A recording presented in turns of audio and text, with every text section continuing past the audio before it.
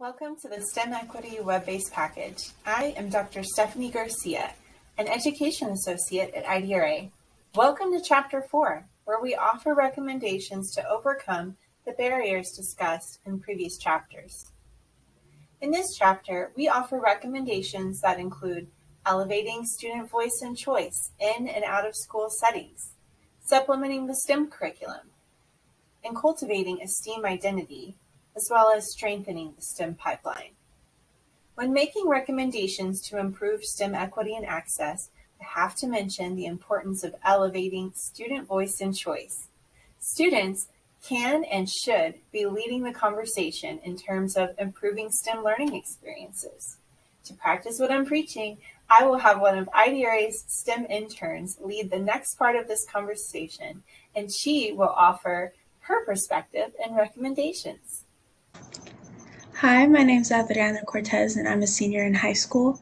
When I think of changes of my own recommendations to improve STEM education, I think of giving more opportunities to females in STEM. I've had the opportunity to learn STEM curriculum throughout my high school experience, and I'm the only female graduating with an engineering endorsement in my whole grade level. So with that being said, I've had to work with boys who talked down to me multiple times. And I was the only girl in my calculus class, in most of my physics class, in my chemistry class, and so on and so forth. So I learned how to stand up for myself and have my ideas be heard and not let people talk down to me. And with that, I was able to work with others who don't necessarily see or value the skills I have to offer in STEM. I would also like to give students more hands-on experiences. Learning from a textbook can only get you so far, and it gives you a fraction of what goes on in the work field. So with experiences comes the improvement of business skills, which includes creating presentations, facilitating meetings, and working with programs that will help future professions.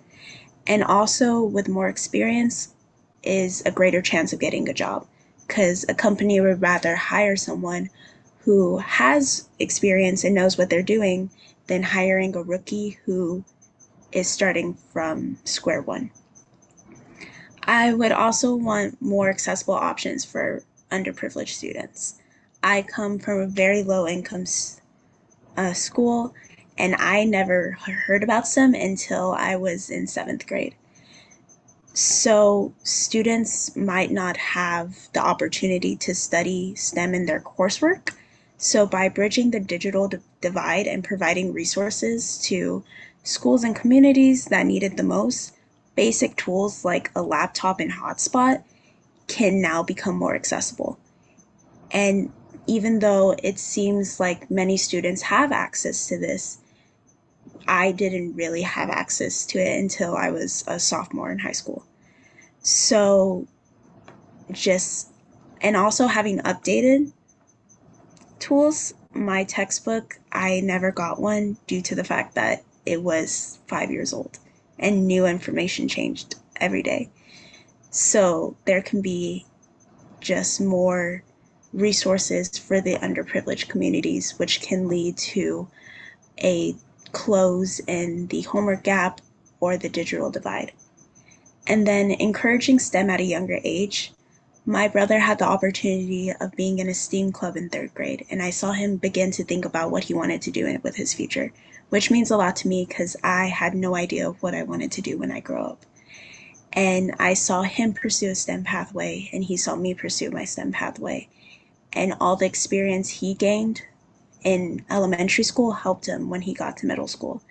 So if you start STEM at a younger age for students, there will lead to more innovations and there will be more problems created because there would be a higher number of students who were familiar with it in the past and they grew to love STEM even more. So these 4 recommendations will help increase access to equity in STEM and will help students succeed and create more opportunities for growth in our STEM community.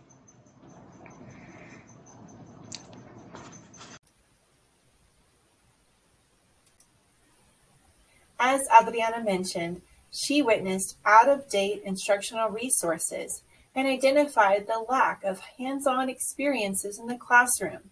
This point really helps drive the next recommendation of supplementing the STEM curriculum.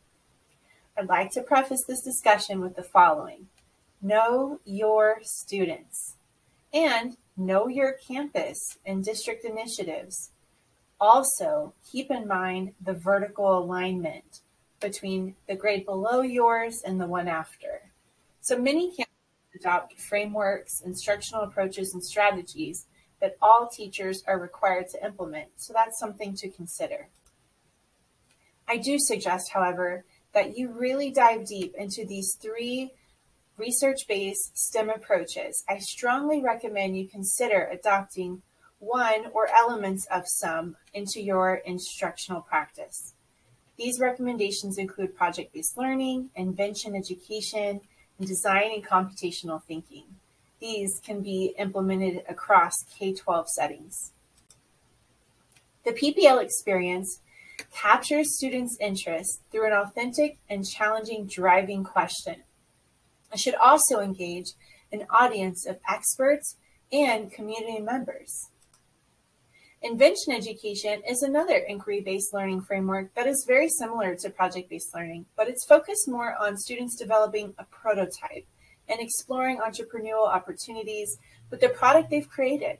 This is an exciting experience for students because they act as entrepreneurs and they often create new ideas that could possibly get funding, turning their idea to a reality. In all subject areas, there is an opportunity for educators to leverage design and computational thinking into their pedagogical approach and instructional design.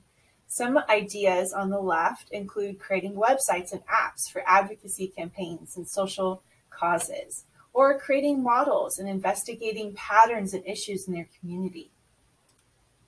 Through each of these examples, students are engaged in sustained inquiry through experimentation and creating something for a real purpose or targeted audience. You may have noticed that empathy is a core tenet in many of the examples previously described. Incorporating social justice topics into the learning experience is another extension of empathy, and it's good practice for culturally sustaining teaching. Rethinking Schools is a wonderful resource that you should consider when supplementing your math and science curriculum. An example shared in the different resources is to incorporate storytelling into your STEM courses. One could, for example, share Henrietta Lacks's story in a biology course or lesson, and this could expose the historical and societal injustice and explain the need for more accountability and more ethical decisions and practices in the field of medicine and research.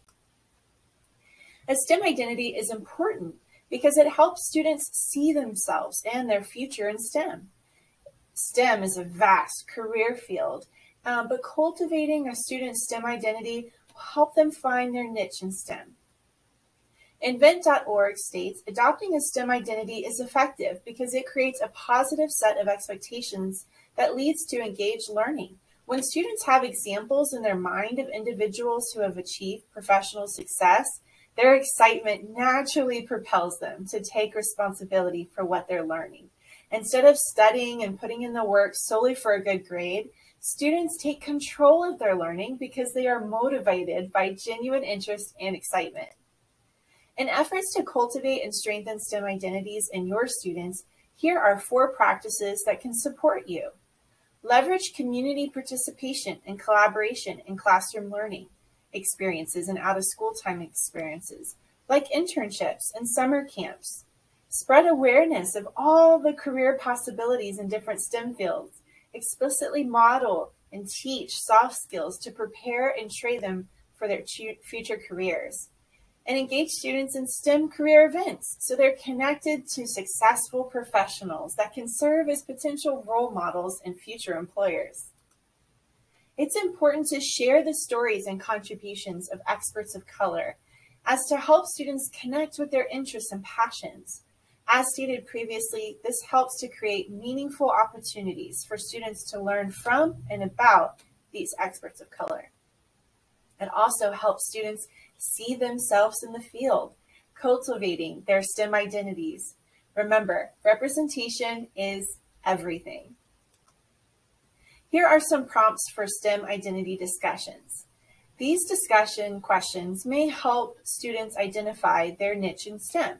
You can pause the video to reflect and consider how these questions can be used for educators and families as they try to identify and cultivate their child or student's STEM identity. The next recommendation is to cultivate and strengthen the STEM pipeline. The STEM pipeline is, as many say, from the pathway from cradle to career. Many initiatives to strengthen the STEM pipeline are focused on the high school level. However, that misses many opportunities along the way. Much can be done in grades pre-K through 8 and even earlier in early education to cultivate students' STEM identities and set them up for a successful pathway of course selections and out-of-school time opportunities. Workforce connections are a great way to strengthen the STEM pipeline. So beyond career fairs, give your students opportunities to think like a scientist, act like a historian, or work as a computer scientist. These workforce connections give them direct experiences in these career fields. STEAM programming is happening everywhere during, in, and out of school time. So consider securing internships for students, offering a variety of after-school clubs, and bringing students together for student-led action research projects in their communities. Another way to strengthen the STEM pipeline is to advocate for equitable educational policies. As stated in previous chapters within this web-based package, it's crucial to support and advocate for state and district level policies that improve STEM access for all students and maintain high expectations of all students. Consider coming alongside others doing this work, such as CS for All and other state level initiatives and working groups. Advisors and mentors are crucial. Mentorship matters, right? So find STEM professionals and professional organizations that can serve as or connect students to role models. For example, you can try fabfems.org to match mentors to girls in STEM, or connect with higher education student organizations and chapters, local chapters that are happening in your area. Connect students to internships and externships to receive work experiences and possibly connect them to a lifelong mentor, which will be described more. So externships and internships are a little different, right? We know that internships can be paid or unpaid, and that there's job shadowing opportunities kind of within both of these experiences, and both really help to strengthen the STEM pipeline. These are opportunities to help students to grow their network, offer real workplace experiences, and to help develop specific understandings and skill sets. Tallo, by the way, is a phenomenal resource for students. It's almost like LinkedIn, but for younger age students. And it helps to track through digital badging all the skills they're attaining and courses they're completing. It also helps connect students to college and career opportunities.